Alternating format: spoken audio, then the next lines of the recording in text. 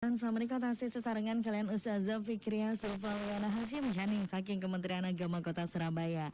Lantas yang tengah no tema perpustakaan masjid. Assalamualaikum warahmatullahi wabarakatuh. Segeng enjang Ustazah. Saya Ibu siapa ini namanya? Oh baik, ada Ibu Ani ya, Ibu Ani dari Surabaya ya, Ibu Ani ya, bukan Ibu Aini ya. Ibu Ani dari Surabaya mau menanyakan Ustazah, biasanya kalau di masjid-masjid itu perpustakaannya itu tidak banyak, hanya sedikit saja literasi buku-bukunya, dan biasanya Ustazah di masjid itu lebih condong membaca Al-Quran daripada membaca buku.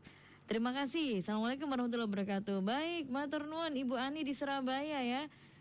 Memang kalau berbicara tentang perpustakaan di Surabaya juga memang isinya ada yang Al-Quran ya Ustazah ya, benar ya. Ada yang Al-Quran dan juga ada juga yang sejarah Muslim, sejarah Islam ngatan ya. Dan memang kalau berbicara tentang di masjid biasanya bacanya baca Al-Quran, nggak baca buku. Ini kayaknya bergantung sama orangnya juga ya. Mau nggak Ustazah, mungkin bisa ditanggapi. Ya, halo Ustazah.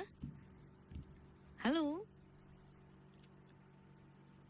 Ya, kita masih nantikan sambungan ya bersama dengan Ustazah Fikriah Zulfaliana Hasim ya, Caning ya. Dan terima kasih untuk Ibu Ani ya untuk pertanyaan pagi hari ini ya. Dan memang kalau beberapa orang memang kalau di masjid itu lebih condong untuk membaca Al-Quran begitu ya.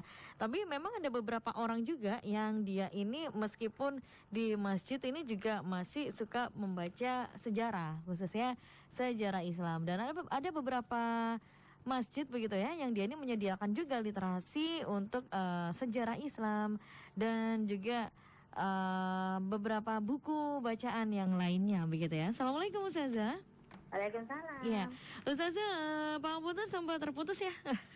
Iya. Iya. Ini ada Ibu Aini Ustazah di WhatsApp ya yang menanyakan Ibu Ani bukan Ibu Aini, mohon maaf.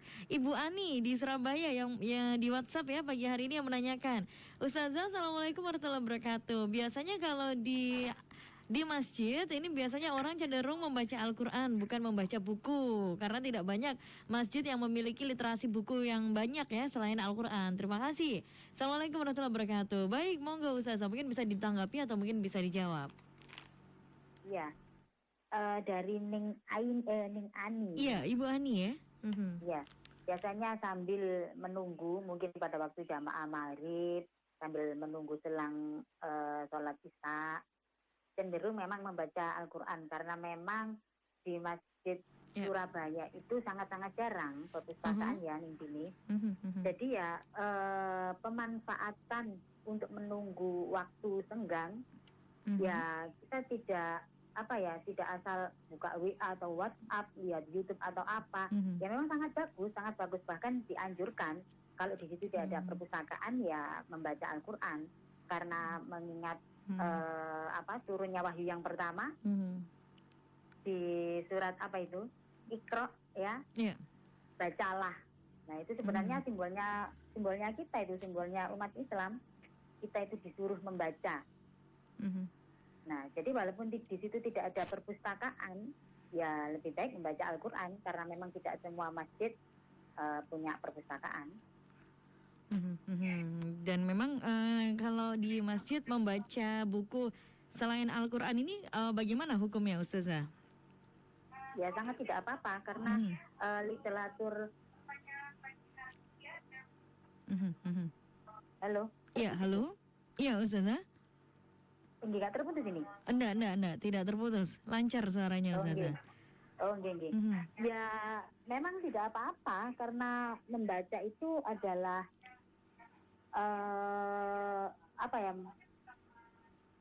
Halo. Iya, halo Ustazah, ini lagi on air. Oh ya masuk berarti ya, kok di saya enggak, itu sepertinya terputus. Oh ini jelas sekali suaranya Ustazah. Oh enggak. Baik. Ya memang ini membaca itu bisa membuka jendela pintu dunia. Ya tidak apa-apa asalkan yang kita baca, nggak mungkin dong di sebuah masjid ada novel-novel yang dalam tanda kutip sesuatu ya. Iya. Jadi pasti bermanfaat lah, pasti bermanfaat kalau di masjid itu ada perpustakaan. Jadi memang tidak semua masjid itu punya perpustakaan gitu ya Ustazah ya. Tapi Ya, kalau ada perpustakaan di masjid ini juga bermanfaat untuk khususnya untuk orang-orang yang datang ke masjid ngaten ya Ustazah ya. Nggih. Baik. Jadi Cak Ning nggak usah terlalu khawatir ya. Karena kalau di masjid itu bisa dibilang membaca apa saja, utamanya Al-Quran ya, dan juga membaca buku Islam ini pahalanya bisa dilipat gandakan nggak sih Ustazah? Waduh, ya bisa dong karena kita mencari ilmu pengetahuan kan begitu ya. Yang nggak boleh itu adalah ketika gibah membaca WA. Nah itu. Nah itu ya Cak Ning ya, saya nggak oleh ku gibah baca WA Cak Ning ya. Kalau baca Al-Quran, membacanya negatif ya, lebih unsur negatif. Kalau membaca WA gibah itu beda lagi. Akan beda lagi.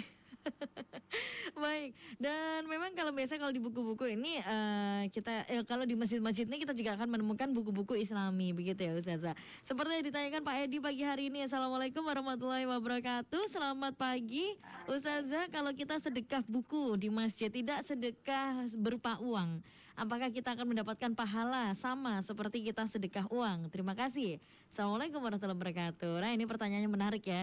Kalau kita sedekah buku di masjid Ustazah, atau mungkin mau sedekah sarung, atau mungkin sedekah sajadah, sedekah mukena gitu ya. Ini gimana Ustazah? Monggo. Waalaikumsalam dengan Pak Edi ya. Cak Edi ya. Iya Pak Edi di Gresik. Sedekah itu tidak wajib dan tidak harus uang.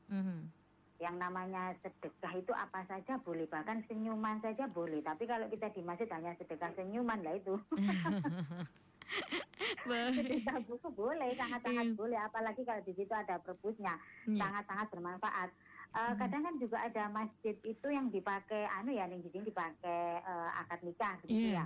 Biasanya kan bayar sekian. Nah ini kalau di situ ada perpustakaan masjid, bisa ditarik misal yang akad nikah di situ dengan memberi kitab apa misalnya, atau buku berapa buku gitu, boleh.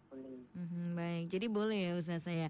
Tidak ada salahnya ketika kita bersedekah buku di masjid, tapi dengan catatan bukunya juga buku yang Islam ya Ustaz saya, jangan buku novel ya. Literasi yang keagamaan. Oke, baik. Terima kasih untuk jawaban dari pertanyaan Pak Edi. Nah, sebenarnya kalau membuat tentang perpustakaan di masjid begitu Ustazah, ini tidak semua masjid memiliki perpustakaan ya. Nah ini bagaimana sih Ustazah kalau kita melihat pentingnya nilai-nilai dari perpustakaan ini seperti apa Ustazah? Kalau kita simak lagi sebelumnya, kita saya ulas bahwa perpustakaan masjid memiliki peran yang sangat penting dalam mencerdaskan umat dan memajukan komunitas belajar.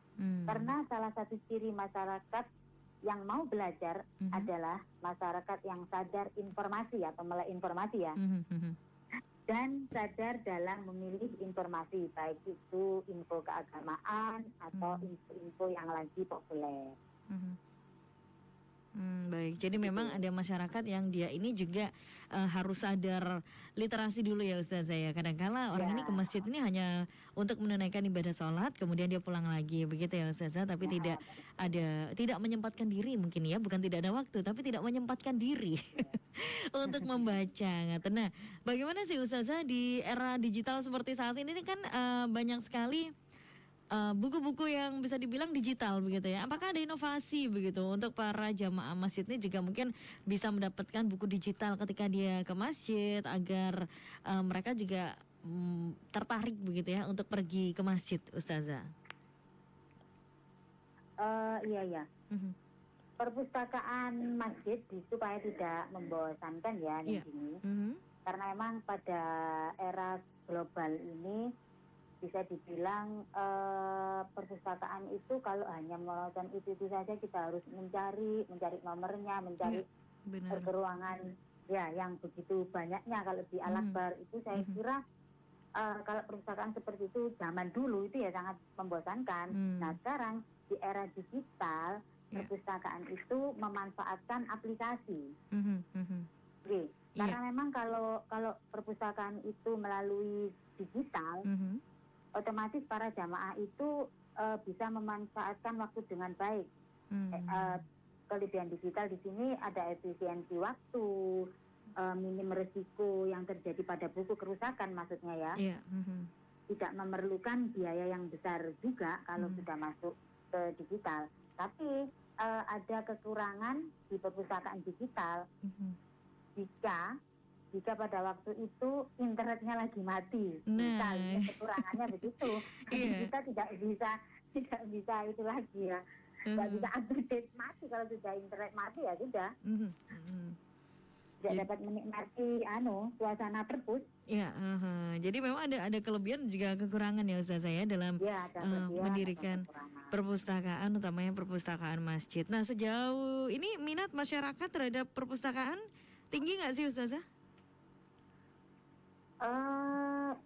Menurun ya kayaknya kalau saya rasa ini ya. Karena memang sekarang itu yang lagi trennya itu ya melihat, tahu kan ya konten-konten sekarang. Iya benar.